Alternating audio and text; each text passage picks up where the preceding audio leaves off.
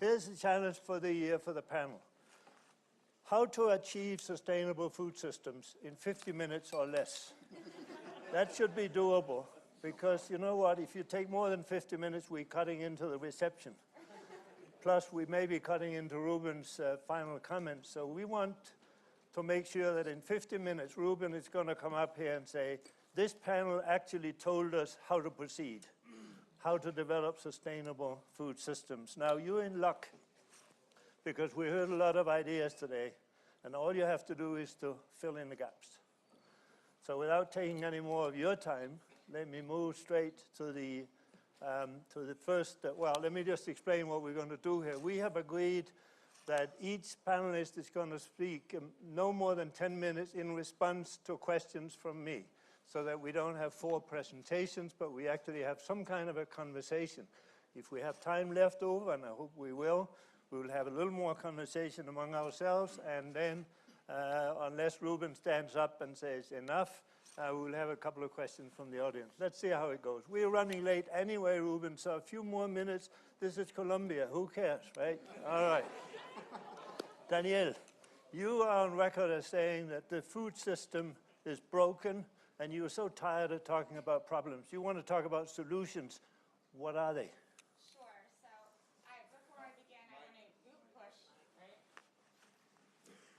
Before I begin, I just want to congratulate CIAT on this important anniversary. This is so exciting to be here. I'm thrilled to be on this stage with these amazing experts. So thank you to CIAT, thank you to Pear for being here. I've never claimed to have all of the solutions, but what we've heard a lot today is about the problems. And I'll just go over a few of them. I think, the huge paradox of hunger and obesity is something that's affecting billions of people worldwide. We have massive micronutrient deficiencies, tremendous amounts of food loss and food waste, and really massive inequality and social injustice in the food system.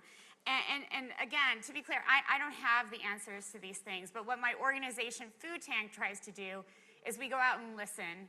I've had this extraordinary opportunity to travel, like many of you, to 70 plus countries at this point, interviewing hundreds of farmers and researchers and scientists and advocates and women's groups and youth groups and the whole range of stakeholders in the food system, and really, hear from them what they think is working on the ground.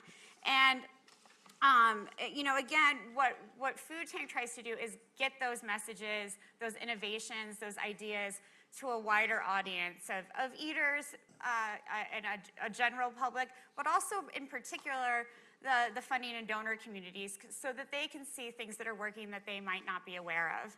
And from my experience listening to these different stakeholders, there are a couple of areas of research that I think deserve, or a couple of areas of innovation that I think deserve more research and ultimately more funding and investment. And one is really to remember that science should be our servant, not our master. And in some ways, we can go forward in the food system by looking back to some traditional and indigenous practices and crops. That's why I think the work that CIAT is doing here to preserve different crop varieties is so important. But remembering that traditional knowledge systems have a lot to offer. Two, and it goes along with that, is finding a way to combine high and low technologies, or combining some of those traditional practices with a lot of the exciting new technologies and innovations that are being developed every day. The most obvious is the use of cell phones in agriculture now. That has really revolutionized how farmers get and receive information about markets and weather and other things, and really transform the food system. But there are so many other ways that I think small and large farms alike can use different technologies. We've heard a lot about gene editing and CRISPR. I think that's so exciting. No matter what size your farm, that information can be really, really useful and benefit a farmer's bottom line. And I know we'll hear a lot more about gene editing tomorrow. Along with that, I think we need to continue making sure that research and development comes from the grassroots, or the bottom up, as much as possible, and that farmers themselves are in the driver's seat, and in conversations and discussions and actual practice around research and development during every phase. I think there's been this tendency to go into communities and tell them what they need and not really ask them what they want. And I think that's changing a lot of the work that CIAT and other members of the CG centers are doing is helping move that forward. But I think we obviously need more of it. At the same time, we really need to make sure that women farmers, who make up nearly half of the agricultural labor force, and in some countries make up to 70% of all farmers, that they have the same access to resources as men. Because right now we're ignoring women in the food system at our own peril, and the yields that could be maintained and created from having giving women the same access to those resources, whether it's banking and financial services or education or extension, could really be tremendous. And the effects could be, you know, not just from season to season, but really multi-generational. And I'll just end with my belief that we need to get better at storytelling. We need to get better at sharing the work that's being done here, creating more transparency. There's a lot of skepticism around the work of international agricultural research centers, and the more that your stories and the story of CIAT and other CG centers can get out there so that people really understand what's happening and how important it is, I think is crucial. So thank you again for letting me have a few minutes. Danielle, I have a follow-up question for you. Sure. And I have no disagreement with everything you said, but how would a center like CIAT, an International Agricultural Research Center, incorporate the context-specific traditional knowledge, grassroots activities and so on? How do you integrate that into international agricultural research, or do you leave that for national institutions? I think it has to be a combination of both, personally. I think the scientists here and the scientists who are at national research centers need to work together and really work together with farmers. I think it needs to happen at a lot of different levels. Okay, thank you very much. Tom, you've been, I've heard you several times saying that the current food system is not your grandfather's food system. Now, I'm a grandfather, so I'm going to ask my grandson what he thinks of the food system right now. But are you telling us that what we've been talking about today was yesterday's food system and that we really need to be brought up to date? And if so, could you do it? In 10 minutes. 10 minutes. Yeah. Or less. 50 years in 10 minutes. Thank you. I think that the empirical work that we've been doing in surveys in Latin America, in Asia, and in Africa in the past 20 years. Just in Asia, we did 10,000 interviews in the past 7 years. We've observed that while there are challenges in the food system, there's tremendous dynamism and transformation that's been occurring. It's really a radically different food system now than 30 years ago, 20 years ago. The debates have changed. And that the big challenge, I think, for the CG system is to update the debate by understanding what that transformation is, what the dynamism is, and then finding ways to help it, to jujitsu, to help it transform and to address challenges that are left by that transformation. You're going to tell us what that is? Yes. Okay. So the trends that I want to emphasize first is, I have 8 trends. The first of them is that there's been a huge expansion of the food sector. And when you think about a business that's not broke, but rather, even in the worst case scenario in Africa, in 30 years, there's been a 400% increase in the total volume of food produced versus a 250% population increase. So even the worst functioning business has gone great guns and really made a tremendous success in a sense. It's not failed, it's dynamic. A lot of the discussion about African agriculture and African food systems is that it's traditional and stagnant and fragmented and falling apart when in fact it's moved ahead quite quickly. Secondly, some people have talked about this today, but if you're in this room 20, 30 years ago, the urban areas are just a niche, a special market that you should be thinking about. And in fact, in 1970, 24% of the total population in Africa and Asia was in urban areas. Now, it's about 40 to 45% in both of those areas. It's converging toward Latin America and toward Europe and the US. And if you multiply that by the food that's eaten in those urban areas, you find that the current share of urban areas in total food consumption in these regions is 50 to 75%. 10 times more than the export market in those regions. So the main action today is how do you feed those urban markets? That's the main market that's facing the farmers. Number 3, when you think about is it failed, is it broken? Basically, the rural-urban supply chain in Africa over the past 30 years has increased by 700%. Is that a broken business? And in Southeast Asia by 1,000%. So that's a lot of businesses. When they talk about private sector in the last section, they're thinking about big businesses. I think that's important.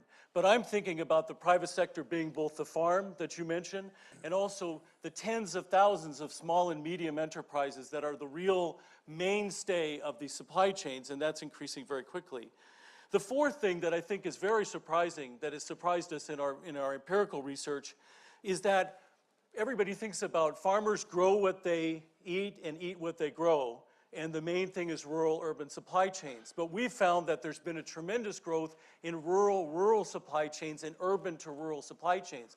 We found in our data in Africa as well as Asia that 50 to 70% of the value of the food budget, that's production plus purchases, of rural households is purchased.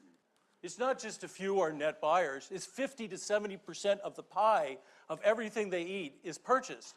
That means that a lot of people are selling labor, rural non-farm employment, and they're selling some crops, and then they're buying a lot of food. It's a very active market in the rural areas, okay? The fifth point. Are you talking about Asia or Africa or generally now when you Africa say that? and Asia. Okay. Or sometimes in reverse, Asia and Africa. Okay. Okay.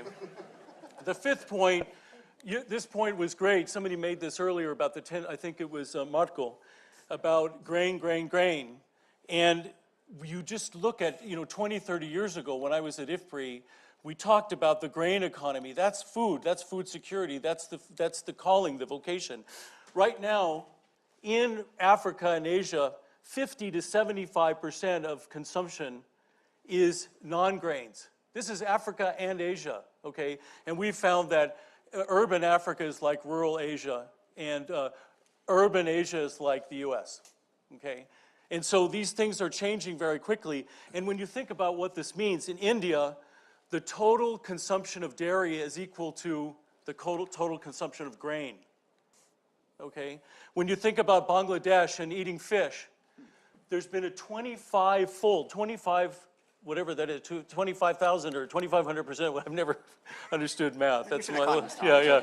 25-fold increase in aquaculture in 20 years. This is a gigantic. In Nigeria, the feed sector that goes to the chicken feed and fish feed, at least I have the species right, okay, has increased by 600% in 9 years. I asked the local scientists that were the big scientists, how fast, is there a boom in feed? They said it's gone, how about in a decade, how fast is it going up? 50%. No, 600%. So you have these tremendous explosions of diversification driven by meat and fish and dairy, et cetera, that's occurring there.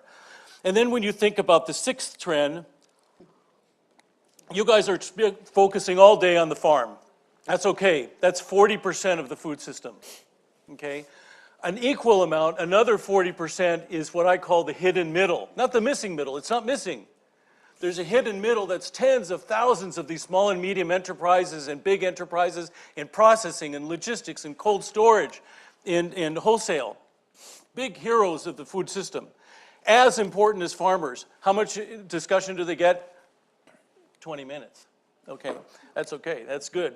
Now, and then you think about 20% being the retailers, okay? So 60% of the food costs for the 60 to 70% of all the food eaten in developing countries is in the midstream and the downstream. How much discussion does it get in the CGIAR? Niente, okay? I'm trying to get as many languages in as covers the audiences. Now, what's happened in that post-farm gate supply chain? Tremendous importance. It's been extremely quickly transforming. First, by the modern revolution, okay? I became obsessed. I don't usually get obsessed. But I became obsessed with Julio Verdeguer and other mentors in the supermarket revolution. Tremendous increase that's occurred. Now it's even happening in Africa. Everybody said, no, it's not our culture, it can't occur. There's no such thing as economics, and it's occurring. Then you see the rise of the large processors. All of these forces are very powerful and upstream in the earlier session. But then we became obsessed in the past 10 years with a completely off-the-radar screen thing that even shocked policymakers. For example, the highest level in India, they said we hadn't heard any of this was going on. It's the quiet revolution in supply chains. Tens of thousands of these small and medium enterprises that are rising quickly. I'll give you one example. Here is a potato center, I won't name where or whom, is working away, badgering away, working on intermediate technology of traditional storage of potatoes. You cover with a little straw, you build some things, you bury them, okay? And it was because there's no cold storage. But that's fine. A big expenditure on that program. And in 1999, 1% of the farmers used modern cold storages in Agra, India, Taj Mahal. 10 years later, when we did our survey, 99% of them used it. 2/3 of the potatoes to Delhi, Delhi plus its environs has a population the size of France, okay? 2/3 of all their potatoes, the biggest potato market in the world was by the cold storages that had come up like toadstools overnight. Everybody said, when I interviewed everybody, they said it's broke, there's no cold storages. Unfortunately, in India, we have no cold storages. Then we found it to be 10% increase of cold storages every year. So these things are happening right under our eyes. Now the results of it, I'm almost to the challenges because you're thinking, this is so positive, it can't stay this sweet. This is so exciting, I forgot to look at the watch. Yeah, you please do, please do. Okay, you're the 1% that doesn't have a watch or a cell phone, and okay. And so, what are the results of this transformation? Okay, you're all looking at my middle and saying, certainly he realizes obesity is one of the results of this transformation. I got it, I got that. But what we've seen, for example, in the potato market is you go from a high-priced potato, very seasonal, the most important vegetable in India, to pan-seasonal, low price. You go from milk being super expensive and just for the elite in Brazil, 10 years later, 10 times cheaper milk available all over the country. So these transformations are bringing good products, milk, right, and potatoes and good things like that, also Snickers bars. Okay, I'm not looking over that. So there's been a lowering of seasonality, a cheapening of food, the availability of these products. I would even argue, if given time, I love processed food. My mother got out of the house because she was able to liberate herself by having processed food. And she said, this is how I'm getting out of the house. You can cook this yourself. I'm out of here, okay? Imagine having somebody like me in the household, you know, all the time. Now, there are challenges here.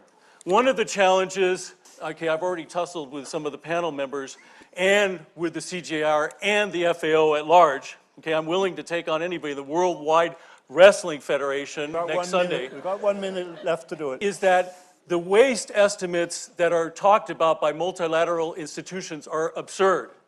They're about 4 to 5 times higher than all of the empirical estimates that we've been finding from work by renowned institutions like CIAT in Latin America, by the World Bank in Africa, and by MSU and IFPRI in Asia. All of them show rates less than 10% of wastage along the entire supply chain. Somewhere in the 40 years ago, somebody wild in a debate said 40% wastage, which is absurd. And then it's been repeated and repeated in thousands of these kind of forums with excellent coffee breaks. Okay, and the last point I want to make is that I think that there are challenges that we do have to face. That this is, as Usman Badian of IFPRI says, this is a plane that's already taken off these supply chains, okay, this transformation. But it's only flying at 10,000 feet, it could be at 35,000 feet, it could be flying better. One thing is certainly that it's facing a lot of business environment problems, okay, red tape, small and medium enterprises. It's also facing challenges as these supply chains get very long. There's not going to be local food. Forget local food. Local food is not going to happen in developing countries. It's going to always keep longer and longer supply chains. That's how urbanization works through history, okay? And with them you have climate, vulnerability. This is going to be an important issue. A little bit at the farm and a lot on the supply chain. Nobody talked about the supply chain vulnerability. Then you have also food safety and disease. There is some aflatoxin problem. The World Bank showed that it was actually a pocket of farmers that faced that. This is an important problem for a pocket. There's food safety problems that will become more and more important. As a certain Ruben Echeverria said, would be fairer and safer food is going to be crucial. Energy shocks. We found in China that the cost of moving rice from their main rice area to Beijing in energy was much more than farm inputs to grow the rice. Okay, energy is a very important thing. Okay, and then transport and obesity and persistent malnutrition, so that I get that in. Thank you so much. I almost exceeded my time limit. Well, only by 1 minute. I'm impressed. Usually you exceed it by more. Okay. Danielle, do you see Do you that agree kind with of Tom? dynamism when you travel around? I'm sorry, I didn't catch. Say that Do again. you experience that same kind of dynamism that we just heard? And how do you feel about locally produced food? How do I feel? Oh, those are two very different questions. I do feel the dynamism and the excitement and the entrepreneurship that I think Tom feels. But I think, you know, it's beyond local now. We have to talk more about regional food systems. I don't think, you know, with supply chains that are completely dependent on importing or exporting food from elsewhere, that those will ever take over local and regional food systems, because we will need those for people to survive from day to day. That's just the reality. But I do think we're moving away from that. But you can't undermine the importance of having those in place. So this description of dynamism in the food system, you see that as well. You don't have any disagreement with that. I don't think Tom and I disagree on that at all. No, we're running behind. We might disagree on other trying things. to catch up, okay? Well, we'll Let's come call to it that a if blanket we have agreement time. then. That's what, if the press is here, just say a blanket agreement, Danielle and Tom. Mark, if you were representing world agriculture, could you deliver on these requirements, both made by Danielle and Tom? And could you do it in a sustainable manner, whatever sustainability means? We don't have time to go into that, unfortunately. Let's just assume we all agree on what that is. Is this doable, or what's going to happen over the next 30 years as we add 2 billion more people to the population? Keep adding some more questions. This is getting too easy. No. Just one question. I know. No, thank you. It's always a pleasure and a challenge to follow up a presentation by Tom. No, I think basically the question of can the food system deliver? You know, can the food system deliver? And I think there are definitely aspects that are very dynamic and that are positive, and I think there are challenges we're facing. But I keep coming back to some major underlying issues that have emerged throughout the day that I think are worth putting on the table as challenges and things that we need to begin to think more about. So Julio came back on this issue quite a bit in his presentation today, the issue of inclusion. How are we doing? The food system is dynamic, the food system is growing, the food system is moving forward, but yet there are an awful lot of people who aren't benefiting. And I would say that our focus on inclusion thus far has been very partial. We've equated inclusion with small producers who live off in the rural hinterlands and who are very poor. But today we need to be talking about inclusion at both ends of the food system, and we're poor at looking at that. So inclusion in terms of who's producing and who's benefiting from the production, but also who is consuming and how are they being affected by the consumption or by the access or the availability or the affordability of food that they are able to get. I think one of the issues with inclusion that we're talking about is that there are major changes going on. Yeah? Who is a farmer? That has changed radically over the last 20 or 30 years. The demographics that have been alluded to throughout the day, I think, are going to become more and more clear. When I go around the rural world in Latin America and Africa and Asia, I talk to farmers who are often 55, 60 years old. Their kids aren't, I don't know if you're a farmer, anyway. Or you might have a few trees in your backyard, anyway. And their kids are no longer on the farm. Their kids have gone to the city. It may not be the major city, maybe the capital city, but they've moved. They have adopted a more urban lifestyle, livelihood. They've diversified out of farming. Farming may still be a part of their portfolio, if you will, of their livelihood approach, but it's not the mainstay. Yeah? So there's a major demographic shift that is going to change who is a farmer, and it's going to change how we need to understand what inclusion looks like at the farm level. So it's no longer going to be the small farmer with a hoe on the hillside. It's going to probably be a farmer that's able to consolidate a bit more land, maybe has more potential to innovate, may well be a woman, may well be a part-time farmer. And these are the kind of things that we think about inclusion that we need to take into account. And on the consumption end, we also need to think about who are the people we're trying to feed. I think we often forget who they are and what they do and how they make a living. And I think there's an issue there that we need to unpack. So yes, I agree with Tom in the invisible middle, missing middle, the understudied middle, however you want to call it, which I think is the true belly of the food system. Yeah, we need to understand a lot better questions of inclusion there. Who's in, who's out, who's included under what policy, who's excluded, how are these drivers affecting all of these thousands and thousands or millions of livelihoods that are tied up in the food system. It's not agriculture. So we need to think about not farming per se, but inclusive systems, inclusive food systems per se. So that's the first big issue that I think we need to get our heads around. So it's well beyond the farm. It's well beyond the farm. Secondly, and this is an issue that you alluded to with the overlap between climate and these increasingly complex and distant supply chains, this idea of resilience. Right? So resilience is one of these topics that comes up when we trot out and we talk about, oh, climate change and resilience, and we need to figure out how we can make the production system resilient to the projections that may or may not come to pass, as we heard in the earlier panel, but nonetheless scare the crap out of us, right? So how do we make the system resilient?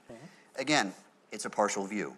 How do we make not just the production system, but the production system, the middle part of the system, and the consumption system resilient? And how do we understand resilience in terms of short-term shocks, weather events, climate, floods, droughts, maybe adverse policy decisions, which of course, never happen, and then issues around prices.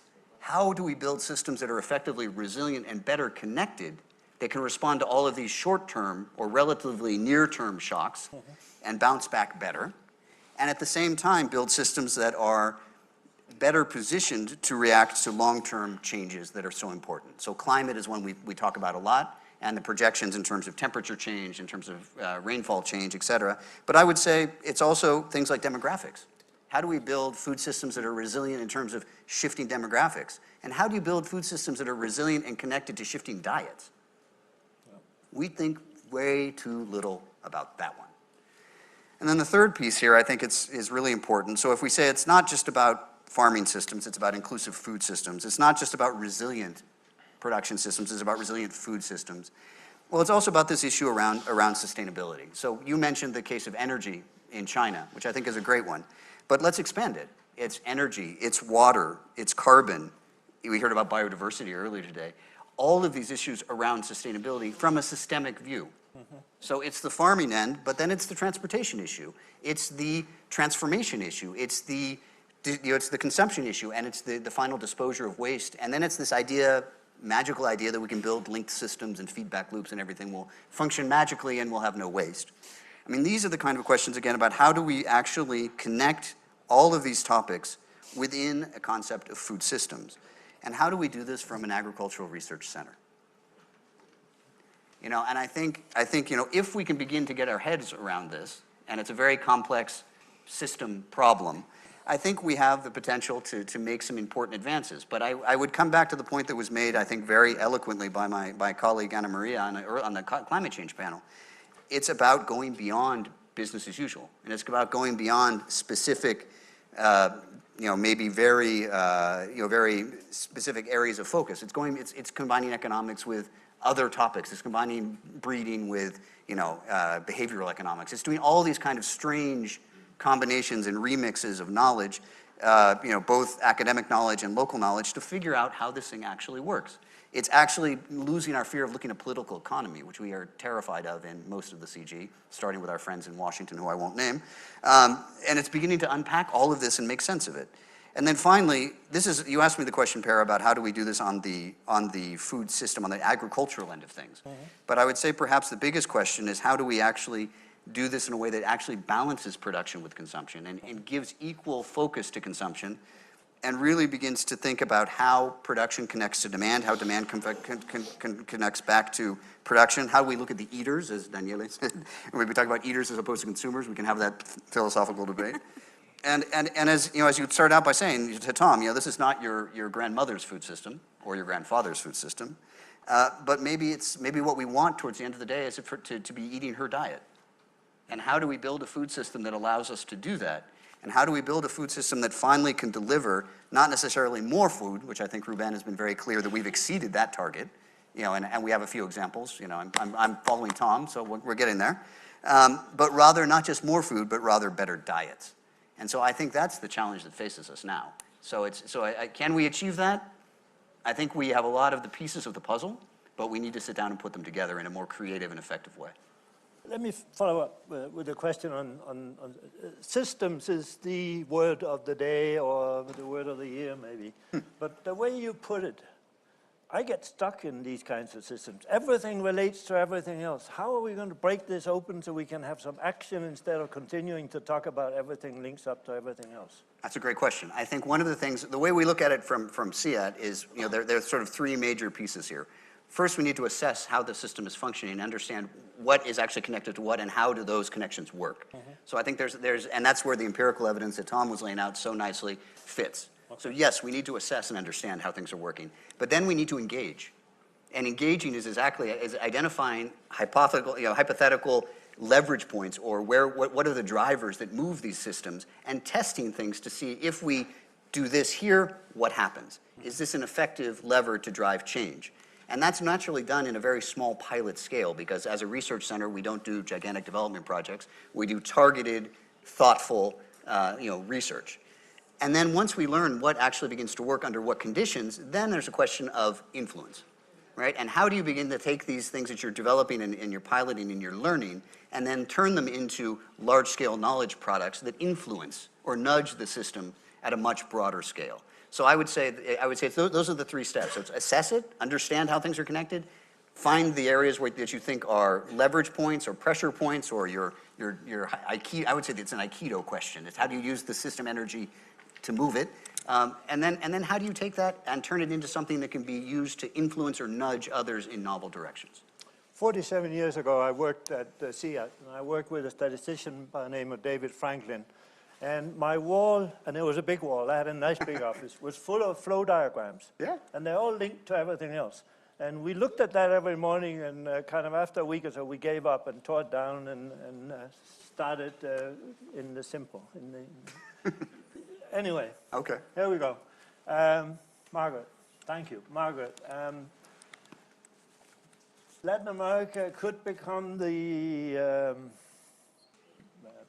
breadbasket of the world, even more than it is now. You seem to have implied that in a report you participated in about 3 years ago. Yeah. You want to say some more about that and Sure. what needs to be done and what CIAT should be doing to make that happen? Sure. Well, I have the unfortunate distinction of being the last person to speak in the last panel of the day before our cocktail party. Yeah? Oh, can you hear me now? Okay, I'll just pull it up a bit. So again, thank you for the invitation to be on this panel. We wrote the breadbasket report a few years ago simply because we really felt like there was so much happening in Latin America that no one was paying attention to. This was a collaboration between my organization, the Global Harvest Initiative, and the Inter-American Development Bank, as well as 30 other entities, including private sector, research institutions, many of the CGIAR institutions, CIAT, CIMIT. Fantastic opportunity to really gain insight from the region from all types of participants, as well as farmer cooperatives. So one of the reasons we wrote that report was,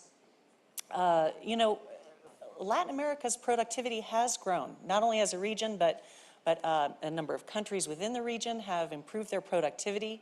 And when we talk about productivity at the Global Harvest Initiative, we're not really talking about production. This is where I really want to make a distinction. I think most people's eyes glaze over when we talk about productivity, except for the ag economists who get really excited. But we're talking about increasing output as well as reducing the inputs. So it's a simple measure of a ratio of output to input. But it also means that we're also kind of taking that first step towards sustainability. And it decreases the cost for farmers, and it improves the output as well as conserving land, livestock, fertilizer, and machinery. So we talk a lot about total factor productivity as a measurement of innovation adoption and sustainability.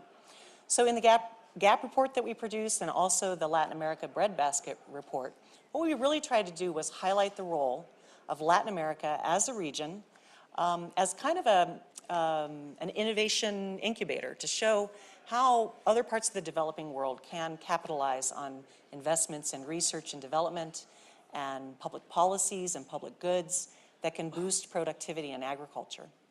And a lot of what I wanted to say today, you know, a lot of it has been said today. I think we're really on an interesting track here for dialogue. We're going to hear a lot more tomorrow about the future. But one of the things that the report accentuated was how to make agriculture, not only in Latin America, but globally, more productive and more sustainable. And one of the best examples I can give is right here from the region. In fact, it's just about 30-minute drive from here. It's a fantastic example of a transformation of a silvopastoral system of livestock production. I had the pleasure yesterday to spend most of the day with a 9th generation rancher at El Hatico. And I know that CIAT has participated in some of the research there at the farm, at the ranch.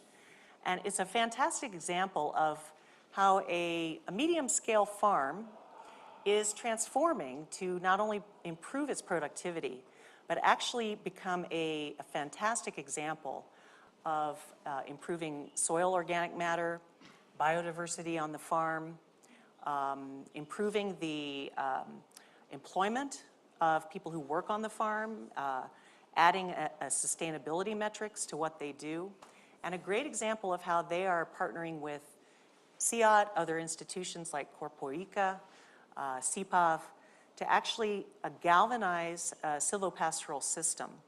And I hope maybe at some point CIAT could encourage more field trips by people in the region and people from outside the region to this type of an operation, because it really is the future of parts of Latin America to deal with land degradation, to address the need for improved milk and meat. And it's a great model farm that can be scaled up and shared across many parts of tropical production areas. One other way I think that CIAT has benefited is not just in the Latin America region, but bringing those kinds of nutritious forages to other parts of the world, particularly to Kenya, where there's a massive production of dairy. And many of the smallholder producers have adopted the brachyurea grasses there, which are reducing the methane produced by the cows and improving the quality of the milk. So these kinds of examples, both from Latin America as well as institutions like CIAT, that are transforming livestock systems, I think are going to be key for the future for a productive, sustainable agriculture system around the world. Thank you. Let me just follow up. So we need to understand what has worked and what hasn't by looking at successful projects and projects that failed. And you were saying that maybe CIAT should do some of that. Is that really an international ag research center's job, or how do we make that happen? Because farmers really want to see how successful farmers did it. They believe that much more than they believe the extension agent, if there is one, right? Right. That seems to be generally so. So what is the role of CIAT as an international organization in making that kind of exchange happen? We've heard a lot today already about the wonderful partnerships here in Colombia. I think it's a great model of CIAT providing, you know, the genetic resources and some obviously long-term research. And that partnership with Corpoica, institutions also like CPAV, farmers such as those at El Hatico, where the actual on-the-ground research can take place on their farm. And yesterday when I visited El Hatico, he showed me, Juan Jose, the rancher there, showed me the area that they have set aside for CIAT to come, other institutions to come and actually do the research on the farm. So it is that research partnership as well as with other private sector stakeholders in the system. Yeah. Thank you. I want to raise one other question, then we'll open up to the audience. Mark, you mentioned that you're not going to worry about the smallholder farmer with a hoe on the hillside. Who is going to worry about him or her if it isn't CIAT? No, actually, my point wasn't that I'm not going to worry about it. I just don't know how many there are going to be left in the very near future. Well, if you don't worry about them, not very many. Well, I would say that there's also, if you look at the demographics, Per, I think that the question there is not so much having to worry about them, the fact that, quite frankly, the demographics are shifting much faster than I think any of us anticipated. But isn't And it so, also that research may not be the solution to their problems? I thought that's no, I think what for you sure. were I think for sure. So when we talk about different populations, and I'll mention this a little bit tomorrow in the other talk I have.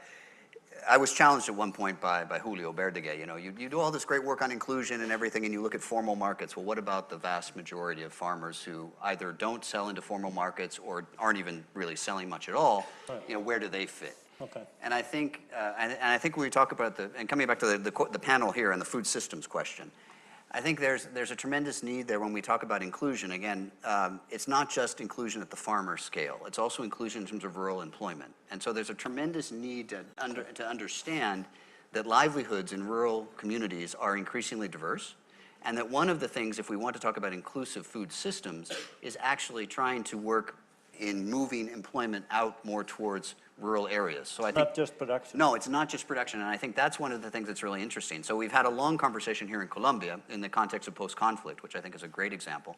You know, and there's been a relatively successful series of public-private partnership type projects funded by the World Bank here. Michael Morris, who's in the audience, can tell us much more about it.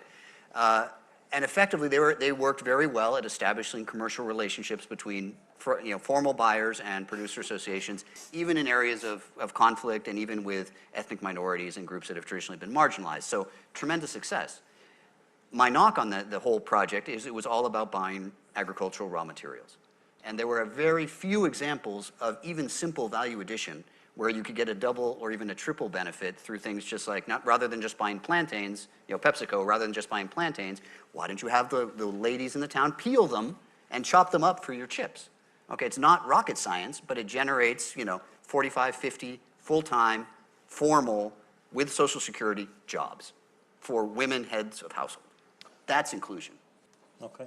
So, Danielle, as I understand this last part of the discussion, it's a matter of transition. How do we facilitate an orderly transition of those smallholder farms who are really not viable in the longer term? According to Mark, they're going to disappear anyway. The question is, how do they disappear? Do they starve to death, or do we help them have an alternative way out?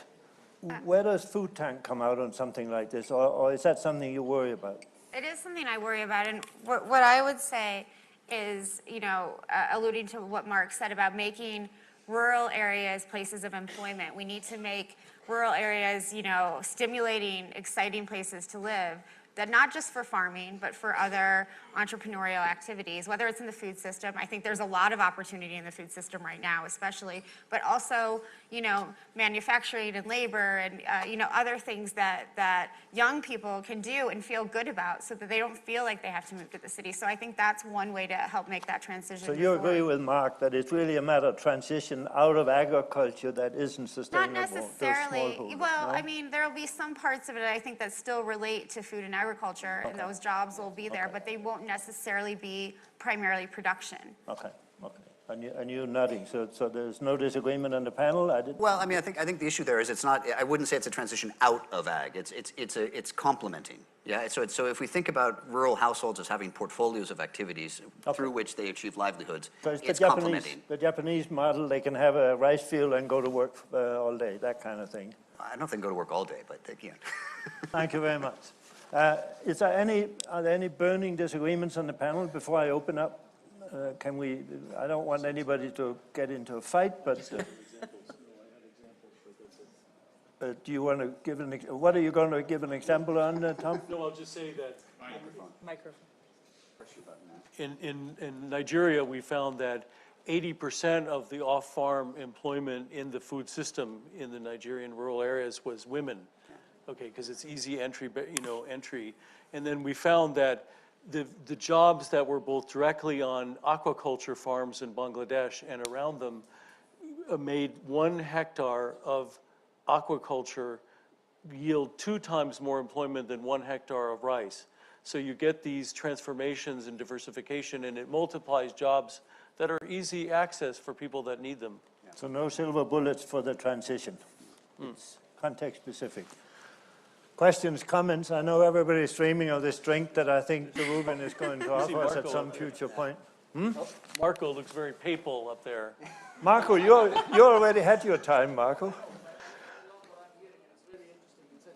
You need to talk really loud. Food systems are working, the farmers, many farmers are profiting, etc. And of course there are losers So is this the moment where we should begin to reflect in terms of the CIAT's agenda going forward for the next 50 years and perhaps the CGIAR as a whole, that we should begin to de-emphasize agriculture in our activity and begin to work more on studying off-farm employment opportunities and how to increase those at a more rapid clip?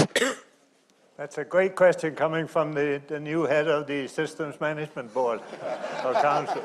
Great question. Ruben can answer it. I'm sure you can, but I want to hear from the panel first, and then I'll ask Ruben if he wants to. Can I? Yes, if you push the button. Yeah, I think it's... People want to hear you. No, I think that these are very complementary activities. You cannot go far with farming alone without paying attention to the post-farm system. It's 60% of the full food supply chain. If it's not functioning properly, you have high risk and low returns to agriculture. You don't get the adoption of the innovations. If you don't work on the throughput of the farm innovation to have the right varieties and shelf stable and innovations and deseasonalization of the production, the food supply chain dies. I don't see it as an either or. These are married for life, for another 50 years, the golden anniversary. So your answer to Marco's question is yes, of course we should have done that a long time ago. We're running behind. We're working on my grandfather's food system. Is that what you were implying? I wouldn't be so bold. You wouldn't be so bold. No, you don't want to participate in this. I don't blame you. I wouldn't either. When I get there, I will say something. When you get there, yeah, that's what worries us. All right. Yeah, I would just add to this that, Yes.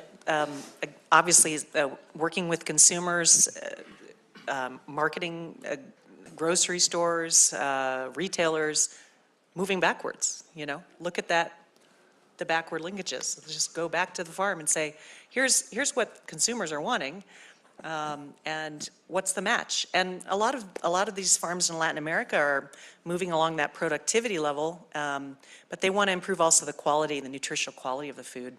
So shortening that distance from the retailer and the consumer to the farm is really a good way to look at it. Marco, are you still there? I'd like to ask you a question. In your opinion, are the 15 centers equipped to move a little away from agriculture research, and more into the other things we're talking about up the value chain? Are the centers equipped to do this now? Are they ready to do it, or does it take a major transition? And if you don't want to commit yourself, you can just say no comments. No comment. I thought so. Okay, yes. Hola, Mark. One of my questions, I am from an agricultural area. I've been surrounded by food systems all of my life. I still have a problem. I'm 55 years old, and I began studying agriculture many years ago. And the older I get, the more concerned, because I don't understand what is a sustainable food system. I have seen so many things in 55 years when you live out of agriculture.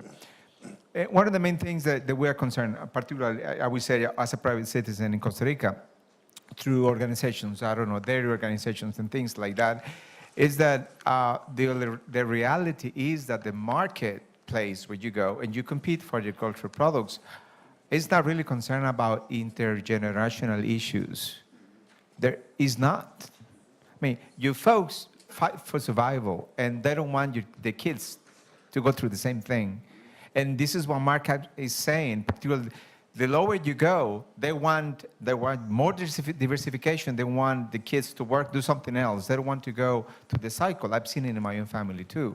So the thing is how you achieve sustainability from a social perspective when you work on market structures that by definition, they're not going to provide it. And this is at the end, this is my anguish in my soul, because I work in agriculture and I see supply chains that instead of produce wealth and growth, they produce more poverty and more social exclusion. Any comments on that? Yes? I just want to say something about sustainability, and my favorite topic is the product cycle in agriculture. That if you think about, I'll take the case of quinoa, okay? And any product goes through a cycle of first it's a local niche, and then it commoditizes, the price cost goes down, it becomes a bulk good, it becomes widely available, and then there's a lot of competition competing the profit out of that, letting the most efficient survive, and then you have product differentiation. And if you think about quinoa, and you say, let's take quinoa in Bolivia or Peru, and let's sustain that market, and then everybody starts thinking, let's sustain the land, let's sustain the market, et cetera. And then you find out that Costco, for example, I've been observing them and working with them a little bit, is, they said they started with quinoa from Bolivia and Peru, and they're having a difficult time sourcing it. The communities were there. Everybody was complaining that maybe quinoa will become more expensive for the local people, et cetera, et cetera. The second year that they come to our agribusiness workshop, they said, we've solved our problem of depending on the Bolivians and the Peruvians for quinoa. Now we have a series of large European producers of quinoa that are industrially producing it for us at a low price. Now we can focus on keeping their picture on the package, and so when you think about understanding where the market is going, that's the sustainability issue. Can you sustain a niche for very long?